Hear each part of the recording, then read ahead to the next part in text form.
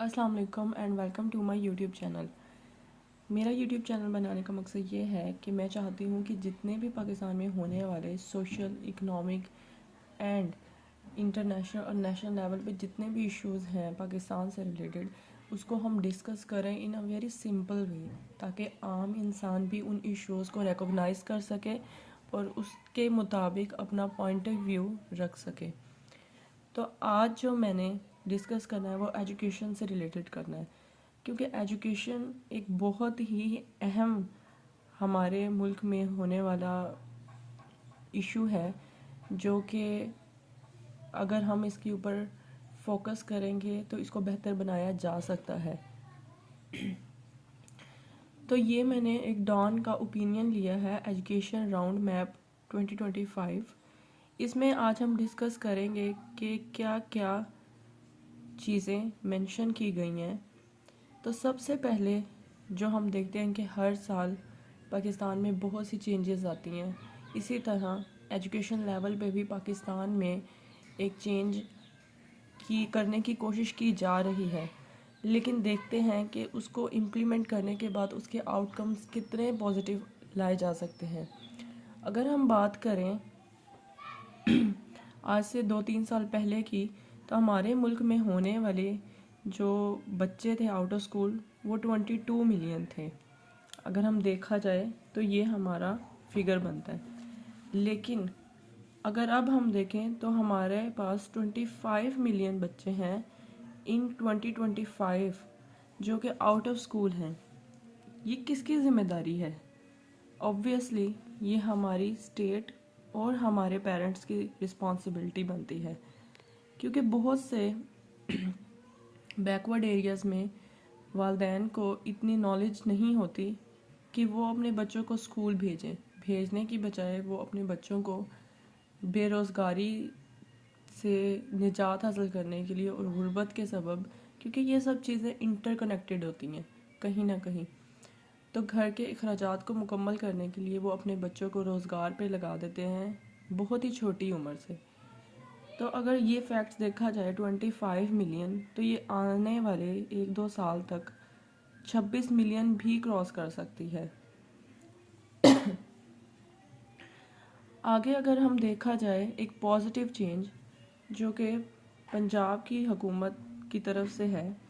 IBCC जो कि inter board coordination committee है,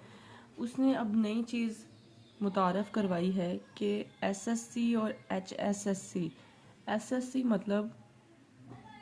सेकेंडरी स्कूल सर्टिफिकेट और HSSC मतलब हायर सेकेंडरी स्कूल सर्टिफिकेट, यानी कि यहाँ तक मैट्रिक की तालीम हासिल की जाती है और मैट्रिक के बाद 11-12 यानी कि इंटर, और इसमें अगर आपने दाखिले लेने हैं तो अब अगर आपका मैट्रिक बेस के ऊपर नहीं इसको जज किया जाएगा।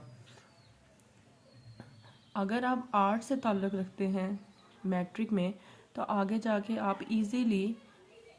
इंजीनियरिंग और प्री मेडिकल में एडमिशन ले सकते हैं। ये एक बहुत ही पॉजिटिव चेंज है हमारी पंजाब की गवर्नमेंट की तरफ से। और एक और इन्होंने इनिशिएटिव लिया है कि इन्होंने जितने भी स्कूल्स, कॉलेजेस वगैरह हैं उनको प्राइवेट यानी कि NGOs को शिफ्ट करने का सोचा है, जिसमें अगर देखा जाए तो 48,000 जो है पब्लिक स्कूल्स पंजाब में, वो उसका अमल जारी है, जिसमें से अगर मैनेजमेंट की बात की जाए जो कि टीचर्स वगैरह हैं तो वो 12,500 हैं, जो कि NGOs वगैरह को ट्रांसफ़र करने के बारे में ये सोच रहे हैं और ये प्रोसेस जारी है। इसमें 550 इंटर कॉलेजेस भी शामिल हैं। इनका मकसद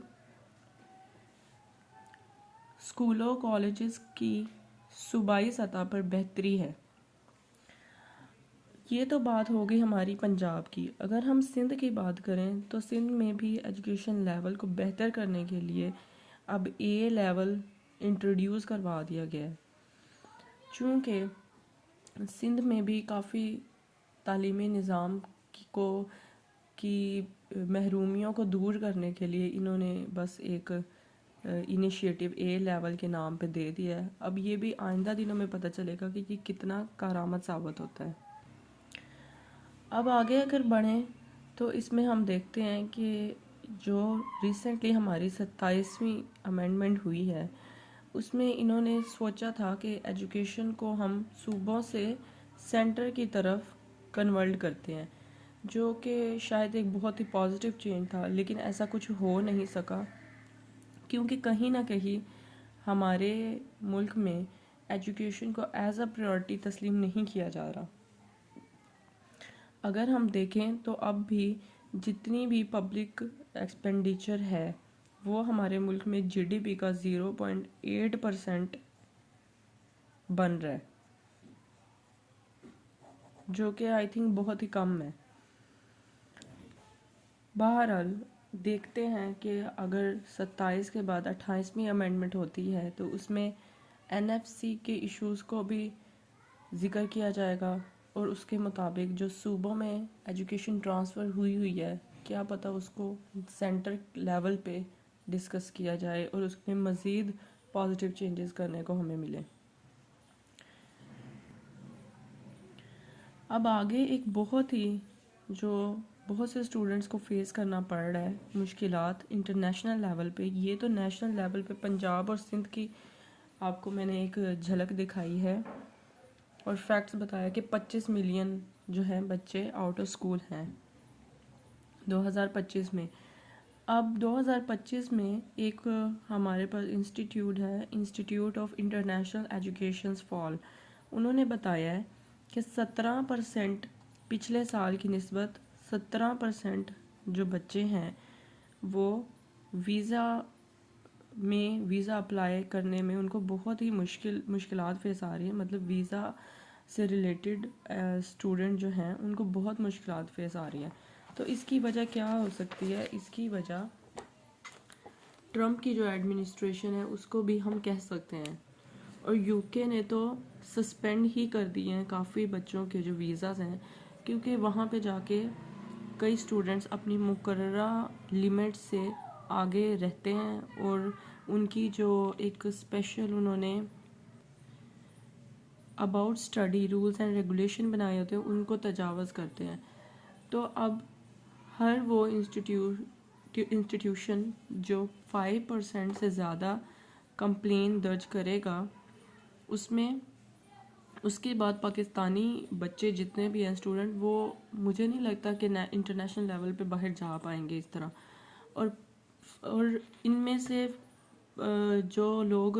اس طرح تجاوز کر چکے ہیں ان میں پاکستانی اسٹوڈنٹس کا بھی نام شامل ہے۔ تو یہ ایک آئی ڈونٹ تھنک کہ پازیٹیو ہے چیز، اس کو بھی دیکھنا چاہیے، اس کے اوپر بھی فوکس کرنا چاہیے۔ آگے چل کے اینڈ پہ اوپینین میں بتایا گیا ہے کہ یوزیج آف اے آئی کے اپ کمنگ جتنے بھی پروگرامز حکومت نے